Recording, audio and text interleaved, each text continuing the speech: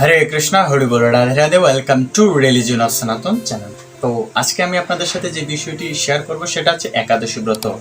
আজকে রোজ বুধবার আমলকি একাদশী ব্রত। পবিত্র একাদশী হচ্ছে আমলকি একাদশী ব্রত। এটা হচ্ছে বিষ্ণুর অত্যন্ত প্রিয় এবং পারণ পরের দিন বৃহস্পতিবার সকাল 9:30 থেকে 10:04 পর্যন্ত। এটা হচ্ছে বাংলাদেশের সময়। এখন কথা হচ্ছে এই একাদশীর মাহাত্ম্য আমি আপনাদের সাথে শেয়ার করব, আপনারা ধৈর্য সহকারে শ্রবণ করুন। অর্থাৎ এই একাদশীর মাহাত্ম্য কেউ যদি শ্রবণ করে তারপরেও সে বাজপেয় যজ্ঞের ফল লাভ করতে পারে। তো আপনারা কৃপা করে একাদশীর ব্রত মাহাত্ম্য শ্রবণ করুন এবং আপনারা সবাই যারা এই ভিডিওটি দেখতেছে এবং আগে থেকে একাদশী থাকে আপনারা অবশ্যই একাদশী ব্রত পালন করবেন। একাদশী শব্দের অর্থ হচ্ছে আমাদের যে 11টা ইন্দ্রিয় রয়েছে সেগুলোকে সংযত করা। এবং একাদশী করলে কি হবে? একাদশী করলে ভগবানের প্রতি আমাদের ভক্তি বাড়বে। তো কথা হচ্ছে এই একাদশীর মাহাত্ম্য আমি আপনাদের সাথে শেয়ার করতেছি, আপনারা স্ক্রিনে সেটা দেখতে পাচ্ছেন। আমলকি একাদশী। যুধিষ্ঠির বললেন, হে কৃষ্ণ, মহাফলদাতা বিজয়া একাদশীর কথা শুনলাম। এখন ফাল্গুন মাসের শুক্লপক্ষের একাদশী যে নামে বিখ্যাত তা বর্ণনা করুন। শ্রীকৃষ্ণ বললেন, হে মহাভাগব যুধিষ্ঠির, মান্ধাতার প্রশ্নের উত্তরে মহাত্মা বশিষ্ঠ এই একাদশীর মহিমা কীর্তন করেছিলেন। আপনার কাছে এখন আমি সেই কথা বলছি। এই একাদশীর নাম আমলকি।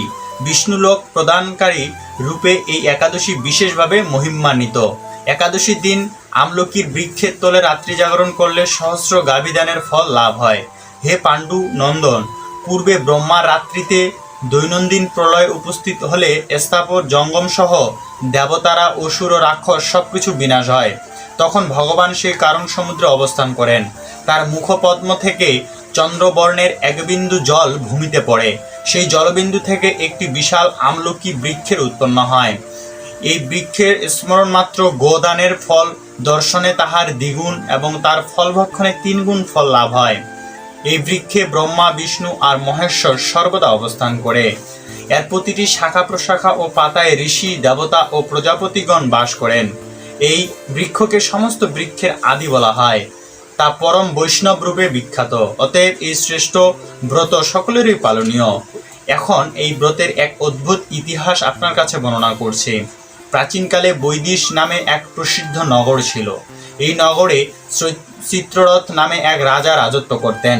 চন্দ্রবংশীয় পাশবিন্দুকুর রাজা পুত্ররূপে তিনি জন্মগ্রহণ করেন।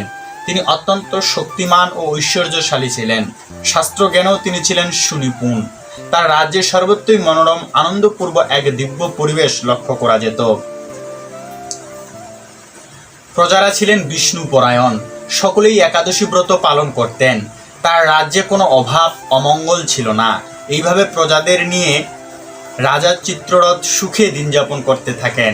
এক সময় ফাল্গুনী শুক্লপক্ষে দ্বাদশীযুক্ত আমলকি একাদশী তিথি সমাগত হওয়ায় রাজ্যের সকলেই এই ব্রত পালনের সংকল্প করলেন। ওই দিন প্রাতঃ স্নানের পর প্রজাদের নিয়ে রাজা ভগবান শ্রীবিষ্ণুর মন্দিরে যান। সেখানে সুবাসিত জলপূর্ণ কলস, ছত্র, বস্ত্র, পাদুকা, পঞ্চরত্ন ইত্যাদি দিয়ে সাজিয়ে স্থাপন করেন। তারপর ধূপ দীপ দিয়ে যত্ন সহকারে মুনি ঋষিদের দ্বারা শ্রী পরশুরাম মূর্তি সম্মানিত আমলকির পূজা করেন। হে পরশুরাম, হে রেণুকার সুখবর্ধক, হে ধাত্রী, হে পাপ বিনাশিনী আমলকি, তোমাকে প্রণাম। আমার অর্ঘ্যজল গ্রহণ করো। এইভাবে দিনে যথাবিধি পূজা স্তুতি নৃত্য গীত করে রাজা ভক্তিভরে সেই বিষ্ণু মন্দিরে রাত্রি জাগরণ করতে লাগলেন। এমন সময় দৈবযোগে একটি ব্যাধ সেখানে উপস্থিত হয়। পূজার সামগ্রী সহ বহু ব্যক্তিকে একত্রে রাত্রি জাগরণ করতে দেখে সে কৌতূহলক্রান্ত হলো। সে ভাবলো, এসব কি ব্যাপার? বিষ্ণুর মন্দিরে প্রবেশ করে সে বসে পড়ল। কলসের উপরে স্থাপিত বিষ্ণু মূর্তি দর্শন করলো। ভগবান বিষ্ণু এবং একাদশীর মাহাত্ম্য সে মনোযোগ দিয়ে শুনল। সারাদিন ওই ব্যাধ কিছুই আহার করেনি। এইভাবে ক্ষুধায় কাতর হয়ে সে রাত্রি জাগরণ করলো। পরের দিন প্রজাসহ রাজা নগরের দিকে যাত্রা করলেন। সেই ব্যাধও তার গৃহে ফিরে গেল। এরপর এক সময় ব্যাধের মৃত্যু হলো। একাদশী রাত্রি জাগরণের ব্রত প্রভাবে সেই ব্যাধ পরবর্তী জন্মে এক রাজ্যে অধীশ্বর রূপে নিযুক্ত হলো। জয়ন্তী নামে এক নগরী ছিল। সেখানে বিদুরথ নামে এক রাজা বাস করতেন।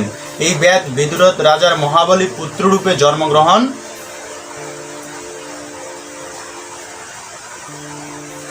করেন। তার নাম হয় বসুরথ। 1,00,000 গ্রামের আধিপত্য তিনি লাভ করেন। তিনি ছিলেন সূর্যের মতো তেজস্বী, চন্দ্রের মতো কান্তিমান ও পৃথিবীর মতো ক্ষমাশীল। বিভিন্ন সদ্গুণে ভূষিত বসুরথ পরম বিষ্ণু ভক্তিপরায়ণ হন। এই মহাদাতা রাজা একবার শিকার করতে গিয়ে পথ ভুলে যান। গভীর জঙ্গলের মধ্যে ক্ষুধায় পীড়িত হয়ে তিনি ক্লান্তিবশত শুয়ে পড়েন। এমন সময় কতগুলি পর্বত নিবাসী স্বেচ্ছায় রাজার কাছে এসে নানাভাবে উৎপীড়ন করতে থাকে।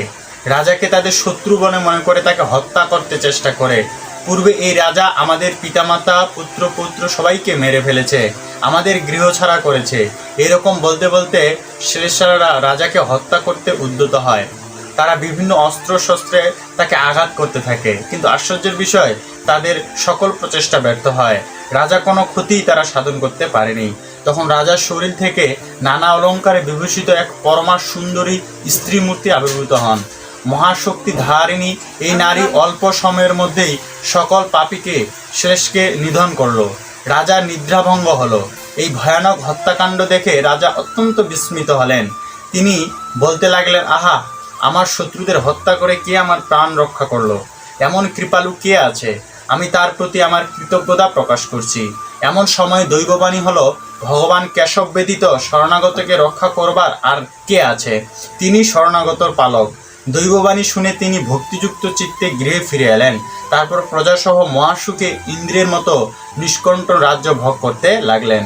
বশিষ্ঠ বলেন, হে রাজন, যে মানুষ এই পরম উত্তম আমলকি একাদশী ব্রত পালন করে নিঃসন্দেহে তিনি